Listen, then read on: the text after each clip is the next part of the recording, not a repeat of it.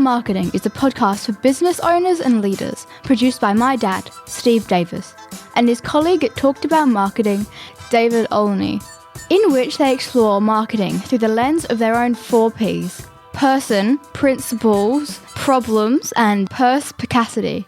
Yes, you heard that correctly. Apart from their love of words, they really love helping people. So they hope this podcast will become a trusted companion on your journey in business. David, is this the right room for a contradiction? I think so. Are you sure? Well, I have a conviction that we could handle a contradiction. You have a conviction you can handle a contradiction? I do. Are you sure, though? You weren't sure before. Now, that's a contradiction to your conviction. But I'm more sure about my conviction now that I've considered the contradiction. Oh, well, that's convincing. Glad you think so. Our 4 Ps. Number 1, person. The aim of life is self-development, to realise one's nature perfectly. That is what each of us is here for. Oscar Wilde. Attention, soldier. David, I'm going to challenge some Stan McChrystal now, a man who should make any of us shiver a little bit because he seems to be just that perfect hero character who does what he says he will do, believes what he says he believes. He seems a one of a kind. Put this way, he seems like a one of a kind to us because so few people like him end up on TV. But yeah, it's a hard act to follow. Someone who tries to do the right thing, and when it doesn't work, he falls on his sword, apologises, gets up and then gets back on with trying to do the right thing again. So this is in the person segment that we're talking about some thoughts from Stan McChrystal's book called On Character. Just flesh in a little bit of the background for Stan McChrystal. Stan McChrystal is one of the only people I've never met who I'd like to sit on a 20-hour flight with and probably drive him mad to the point where he'd throw me out of the plane for not shutting up. He was a soldier for 35 years. He took control of counter-terrorism operations in Iraq in 2004 and overall operations in Afghanistan in 2009 and was one of the generals who tried to clean up the mess that US presidents and politicians made after 9/11. And he's just a remarkable person because he keeps learning and he keeps admitting when he gets things wrong and he keeps trying to do better and he doesn't assume that his answer is best. He tried very hard throughout his military career and then his business career after to go, well, you've got a better idea than me. How do we implement it? How do we scale it? How do we teach it to more people? He's just got this wonderful combination of discipline and generosity towards other people that makes him a hard act to follow. So he's written this book called On Character with a title borrowed from, I think, the original book On Character from the 1850s. Yeah. What's your précis of this book? What's his core message? The core message is having had his military career and then his business career and then having gone through COVID and spent a lot of time at home and gone, wow, I'm in my late 60s. How do I sum up my life? How do I sum up what I believe? How do I sum up what gets me up in the morning? What makes me make decisions during the day? What makes me call some things the right things to do and some things the wrong things to do? And the book is really about a simple formula. Character equals conviction multiplied by discipline. In life, eventually all you will be remembered for is the things you did in front of people that they saw and they were affected by. So if you don't decide what you believe in and don't work out how to be disciplined so you keep implementing your beliefs, you're not going to leave very much behind, and what you leave behind won't be very impactful. So you're saying that whether we have discipline or not, we find our balance and we keep showing up doing things in a certain way. That is what we'll be remembered for, even if the words coming out of our mouth are trying to spout some other aspiration. That won't really be remembered or sink through, because what people will see and remember is what we actually end up doing. So me saying I'm going to reduce some drinking of alcohol, and every day you check in and, I had a little glass of wine last night. It's that constant drinking that you're going to remember me for, not these aspirations. Exactly. We talked about it a couple of episodes ago when you decided to go to gym. And it started as 1 day a week, and it's now 3. Well, that's true. And that's something that everyone who knows you knows that, all right, if it's a crazy week, it might be down to 2. But you're going to be there next week with the aim of it being back up to 3. And it's actually swung around. I can't function. I can't even fathom the idea of not going. And so we've got this formula: character equals convictions times discipline. The discipline thing is interesting. I've got a little piece here of Stan McChrystal talking about it. You're not just born with discipline. I think part of it is learned through experiences. A lot of people look at the Special Operating Forces, Navy SEALs, Army Delta Force, Army Rangers, and they see these people who are superhuman physically and brilliant. They can do all of these things. And that's not true at all. In every one of those organizations, the actual standards to get in are not very high. The selection processes, like for the Army Rangers, a 9-week school, is torturous. I mean, it's just the most annoying 9 weeks of your life. And less than half of all people who start complete and get the Ranger tab. But the vast majority quit. Only a very small number fail. Have you got any idea what the percentage is typically? I would say that probably about 40% or 35% get the tab and maybe 5% flunk. The rest all self-select out. Wow. The only thing different is who decides not to quit. And that's the same with the SEALs. That's the same with others. So that's what they test for. The selection processes are designed to see who's persistent, who won't quit, because that actually shows up later in times when you really need it. Again, you don't need brilliant people. You need people who commit themselves to something and then won't turn away. And that's a lot of what courage is. Courage is, I will do something because I know I need to do it, and I'm going to do it even though I'm frightened. It's lovely hearing Stan talk about selection because, several of my former students have been through selection for Australian Special Forces, and I've taught a whole pile of people, within our elite military units who've been through selection. And it's so interesting meeting such a diverse range of people who get through what is essentially a test of, can you keep turning up? Can you keep, putting a smile on and going, well, this is really hard, but I don't want to quit. At the end of the day, no one can train you to being committed. No one can train you to being disciplined. But if they can find the people who've got those things, they can train them to everything else. So by the time you meet an elite soldier with 5 or 10 years of experience, they've built so much on top of their commitment to keep turning up and their discipline to just keep doing the work. And, like Stan McChrystal going from a military career to, a business career, I've seen the same thing in a lot of the elite soldiers I trained who are now in their next career in business.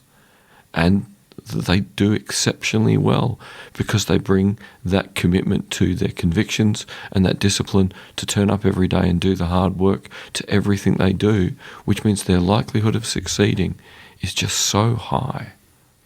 I know it's not a pecking order, but if you had to pick conviction or discipline, would you suggest we start working on discipline until we find that we're able to stay the course on something and then sharpen up our convictions? Or is it not that linear? Look, I'd rather people develop the two at once, but at the end of the day, we always have beliefs.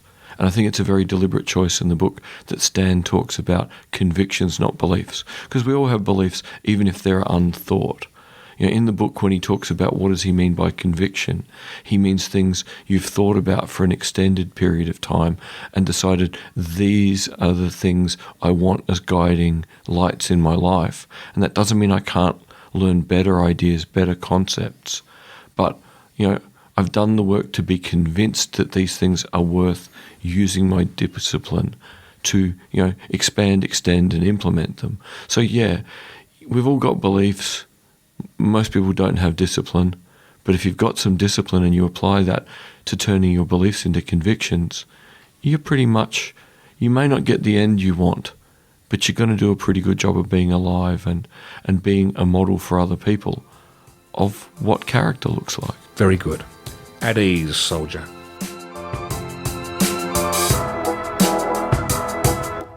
Our 4 Ps. Number 2, principles. You can never be overdressed or overeducated. Oscar Wilde.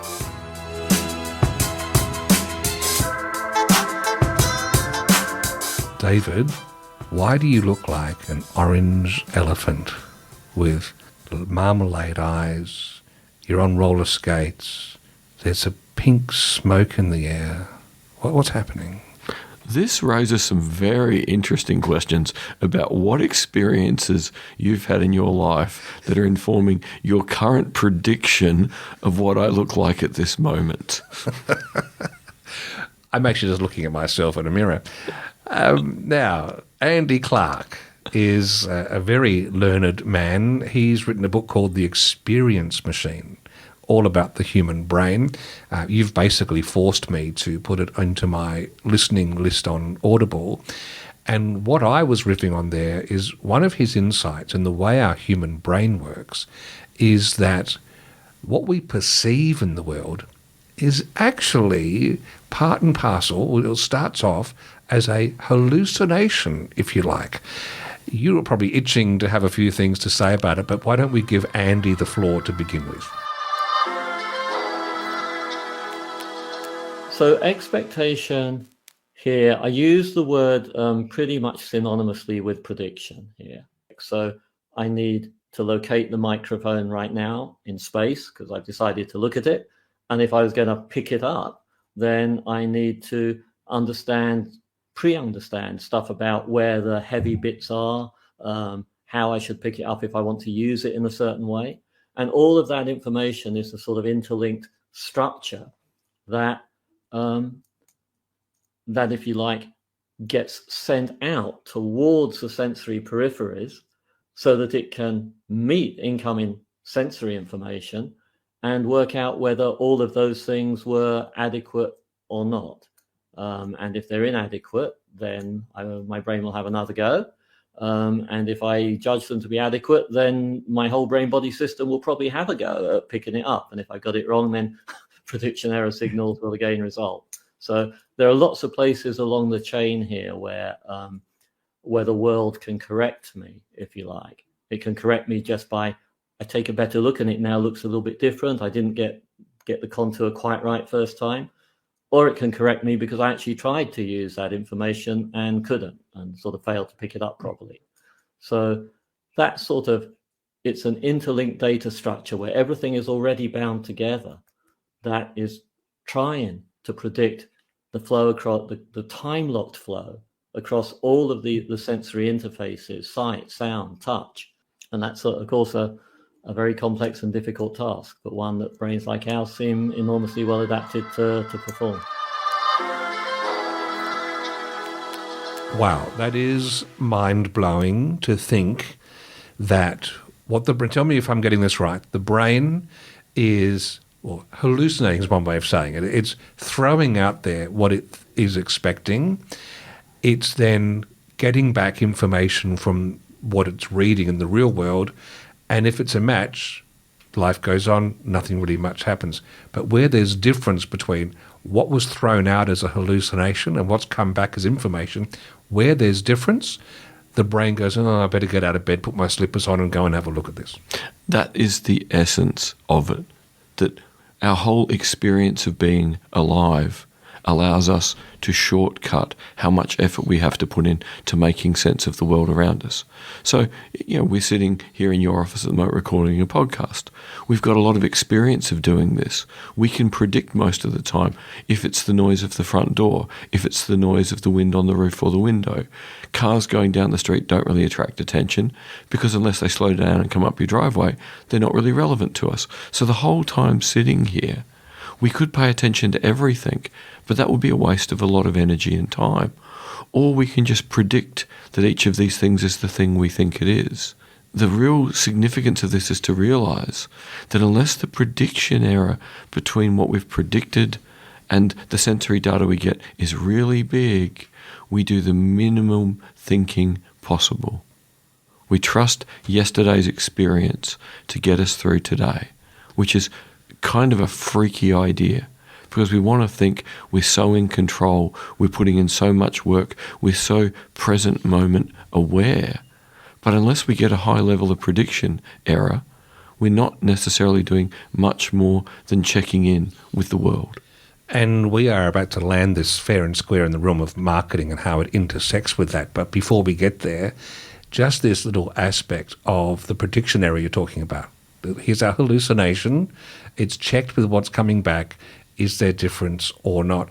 The brain, in other stuff that Andy's been talking about, even places bets. Well, it doesn't place bets. It knows when the odds are more likely to be in favour of accuracy or not. He said, on a foggy day, our brain will still be doing this, but it will know that it's likely to make some mistakes because we can't see everything, versus on a clear day, our hallucination we anticipate is going to be pretty much 100% unless something weird's in the world. Yep. A good way to understand this for all you people who can drive is think of the simple thing of driving to pick the kids up from school, driving to the shopping centre, driving home from work, and getting home and go, what did I just do? How did I just do it? Oh, yes, I feel like that all the time. Because your prediction machine worked so well because it was so much like the last time you did that same thing that you were only aware enough of what you needed to know, and that is nothing here is a large prediction error. I don't need to be any more aware than I am, and that's not very aware. So as a motorcyclist or pedestrian, wear bright clothes. Oh yeah, you need to make sure that you cause a prediction error. Oh, I'm a prediction error. Wouldn't that be a great T-shirt? I will wear it if you get it made. That's fantastic. Now, where this lands with marketing, we were talking about this in the car, is people might want to have a really outlandish, crazy idea that they bring to market, but Andy Clark's work would suggest that could be a bridge too far. It's better to stay within the realm of novelty rather than in the realm of an extreme right-hand turn. Do you want to unpack that? Happy to. So the big thing is with a small prediction error where we think we know what's going to happen next, but we're a little bit wrong, our brain just makes another prediction and then it's either right or wrong. So we've paid a bit more attention to correct the prediction error. So if there's only a bit of novelty in an ad or a bit of something we don't understand, we go, oh, we readjust our prediction and go, oh, we're right. Or if we've still got a little prediction error, we have another go. But this is part of getting extra experience. So our brain quite enjoys the fact that it's getting more experience at predicting. But if we encounter something really weird, then we get a huge prediction error. We try and predict again. We keep getting huge prediction errors. And after a few huge prediction errors, the problem is we go from thinking in a rational way to we hand over whatever's going on to our limbic system and we start having an emotional response. And that emotion begins with, I don't know what's going on. What if this is a threat? What if this, this ad is making me look stupid? What if I am stupid? And suddenly we're not thinking anymore, we're not paying attention, we're reflecting on our discomfort and what our discomfort says about us. And if you do that, you've really not just lost your audience. When they do understand what's going on, they're going to remember you as the thing that made them uncomfortable. And we know from a previous discussion we are hardwired to avoid being embarrassed and made to look foolish. And also the way you described that reminded me of Wild Creature Mind by Steve Biddulph, who talks about that part of our brain, the right-hand side, which is non-verbal, but it's absorbing everything. And that's what's picking up this yucky yuck, which we don't want. If we're wanting to use a bit of novelty to grab attention for our brand, we don't want to go into the ick, yuck, you're an idiot factor. We want people to be able to catch up really quickly. Yes. And so they feel like, oh, I just had a little success. Look, I put 2 and 2 together. Aren't I good? Yep. And I laugh. And I remember now that you made me feel good. Exactly that. Interesting. That also applies. I mean, just think about stand-up comedy. There are comedians who are way out there with really bizarre ideas, and it's a fine tightrope. If you're not good at that, you're just going to make the audience go, just get off, you tosser. What's going on? Versus those ones who surprise and delight. And then, of course, you got the ones that just play the most predictable stuff all the time, and the way they still get laughs is they drop F-bombs. That's their little get-out-of-jail-free card. So this applies there. Of course, it applies to branding. It probably applies to everything, how you behave at family events. This is quite I can understand now why you forced me to put this book, The Experience Machine, into my playlist. Yeah, it's a very important book. And to just jump back to the example of the stand-up comedians, like Robin Williams, brilliant album, Live at the Met. And, the classic Billy Connolly tour of England from the early 90s. Both of those things stand up 35, nearly 40 years later, in the case of Robin Williams, because they're talking about ordinary life and pointing out all these weird little novelties. You don't ever have to have been in a shipyard. You don't ever have to have been to some of the places in New York that Robin Williams is talking about, because they're talking about everyday people having slightly weird things happen to them. A little sip of Perrier here. I had to stop drinking alcohol because I used to wake up nude in the hood of my car with my keys in my ass. Not a good thing. Hi, can I help you? No, thanks. It's just flooded. I'll be okay. Beautiful, baby, beautiful, yeah. Don't you see? You're sucked into believing that beer is a healthy thing. Because all the time you've got these beer commercials showing manly men doing manly things. You've just killed a small animal. It's time for a light beer. Why not have a realistic beer commercial? What's the realistic thing about beer where you go, it's 5 o'clock in the morning. You've just pissed on a dumpster. It's Miller time.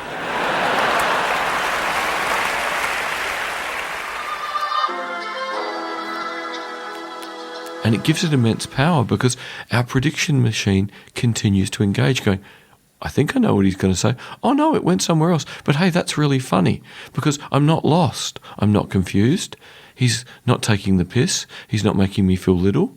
And I'm being included in this great new insight that's growing my experience of how amazing the world is. You just landed on an analogy which we can finish with. In this act of communicating such ideas, we want to be more like, was it 11 Madison Avenue, that fancy restaurant, where they warmly drew you in, just like Robin Williams, psst, hey, come into my tent, you're welcome, versus those maitre d's that are so bold, upright, and look down. And snooty. And snooty. That's the same of, my idea is probably too smart for you, you won't get it. Exactly. And we get all this from Andy Clark's work, and I think that's a salient point for us to remember in our realm of marketing. Our 4 Ps. Number 3, problems. I asked the question for the best reason possible. Simple curiosity. Oscar Wilde. In the problem segment, we typically talk about problems that people have emailed us about, needing some help, and if they're universal, we share the outcome. Today, we're shifting our gaze to a problem that consumers have had in the US, where David spends half his week. David, what happened earlier this year in the US, and then what is the problem we can all learn from? What happened earlier this year is President Trump started implementing unusual economic policy that frightened lots of people, frightened the market, frightened the bond market, has resulted in the US having their credit rating downgraded, which is a pretty big deal. And whether you agree with any of this or not, the significant thing it did is it reduced consumer confidence in the US. In March alone, consumer confidence dropped 3%. So people, in very large numbers in the US are going, oh, I'm not going to make that big financial decision about my business now. I'm not going to take action to improve this situation now. I'm going to wait and see what happens. I want to see if things get better first. It's a really dangerous thing to watch people wait for things to get better when the problem they've got keeps accumulating, keeps growing, when it keeps making their customers go, what are you doing? When it keeps making their staff go, what are you doing? That in reality, sitting still isn't remaining in the same place, not making decisions to solve a problem is actually a form of entropy. By not making a decision, you're making things worse. So the nature of this segment of problems, we're just raising this as a little self-check for all of us, a little audit. Is there anything that we're putting off because we just don't feel like we've got the headspace for it now? And what you're saying, David, is, well, you've got every right to do that, but problems don't go away. They may stay the same, but they're likely to get worse and get a little bit harder to solve while the rest of the world rushes forward at exponential rate. Exactly. And probably the biggest thing to keep in mind from a small business perspective is all your customers and all your staff see if you're not taking action. And that potentially risks them starting to lose their trust in you. And that is a whole new problem you do not want.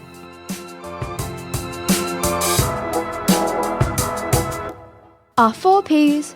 Number 4. Perspicacity. The one duty we owe to history is to rewrite it. Oscar Wilde.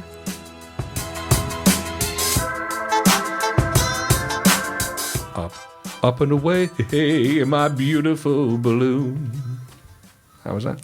Back to the 70s. I like it.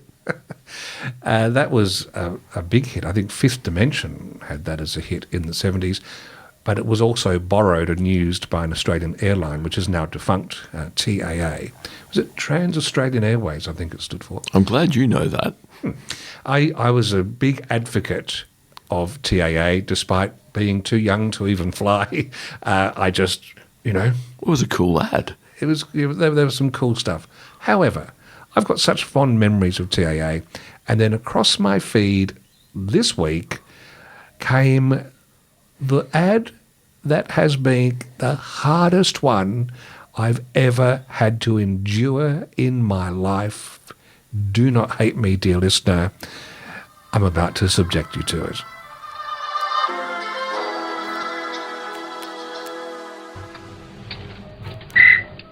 In here, team. Mind your head, Schwartz. Now, here we have a typical TAA business flight, but is there a typical business person? This gentleman, for example, elects to travel economy. Despite the free drinks up front. Exactly, Armstrong. You'll be on the moon one day. Thank you. Then there's the workers who fly TAA business class, never to be disturbed. Except for coffee break. Very good, Biggles. Ah, yes, and those businessmen who demand immediate attention. And those who are to be left alone. Felicity. These. Ah, the managing directors, built like basketball players who require TAA first-class legroom. You'd understand that, wouldn't you, Schwartz? Yes, not to mention the privacy. All I can say is that their business is our business, and you should make it your business to help them go about it. Now the rest is up to you. TAA, the friendly way. Of going about your business. David, we talked about contradictions at the beginning of this episode. This is a flying contradiction because we've got a woman representing TAA putting on, I think, what did you call it, a fake? An affected British accent. It's awful. Trying to, in a haughty but supposedly fun way, show how much they care for their business travellers. And it's condescending. It's horrid. It is exactly the opposite of what we were just talking also about, you're not in my tent, I'm too smart for you. I just hate every single thing about this ad. There's nothing redeeming. This could well have been one of the straws that broke the camel's back. I really don't think that ad helped. And I wonder if they thought they were being ironic and people would laugh the whole way through, but that is not a risk to take when you're saying we care about people and we want to understand what you need. That is not the time to try to be funny. And that was haughty the way it was done. Yeah. It was snivelingly looking down their nose at their people. So a couple of the visuals of the gentleman reaching up to put his jacket into the overhead locker and about to sneeze, and the air steward placing his finger in under the guy's nose to stop the sneeze. Now, that's weird even if you're in the same family. Yeah, let alone on a plane. Yes, definitely weird post-COVID, but that was weird. And they talk about the businessman who doesn't want to be touched, and one of the women leans down and straightens his bow tie, which makes the sort of dozing man look up and look around a little bit. Yeah. And it's just... I would have ripped up, if I still had my paper TAA ticket, I'd want to rip it up and go to Ansett and buy something. It was just... I don't think that ad could work today. No. I don't think it worked then.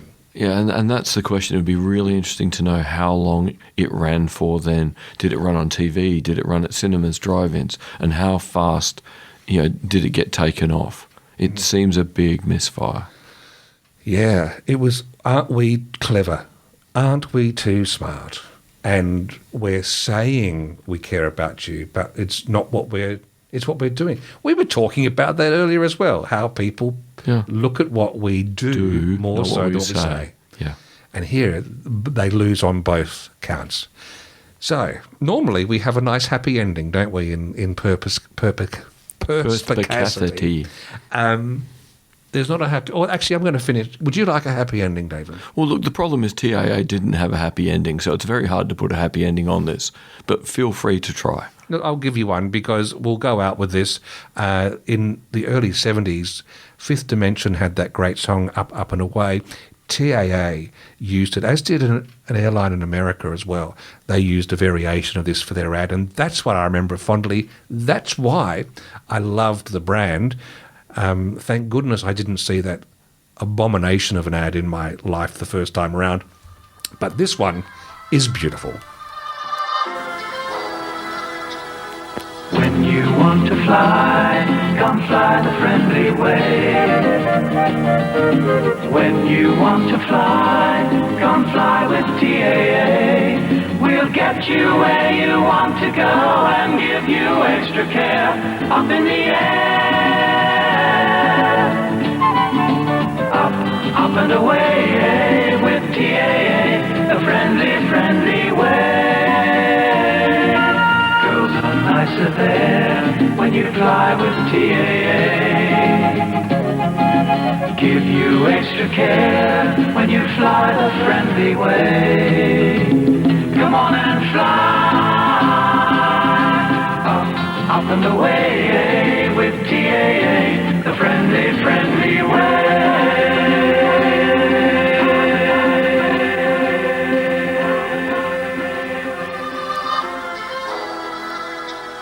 David, don't undo your seatbelt till I turn the light off. Okay. Thank you for listening to Talking About Marketing. If you enjoyed it, please leave a rating or a review in your favourite podcast app. And if you found it helpful, please share it with others. Steve and David always welcome your comments and questions, so send them to podcast@talkedaboutmarketing.com. And finally, the last word to Oscar Wilde. There's only one thing worse than being talked about, and that's not being talked about.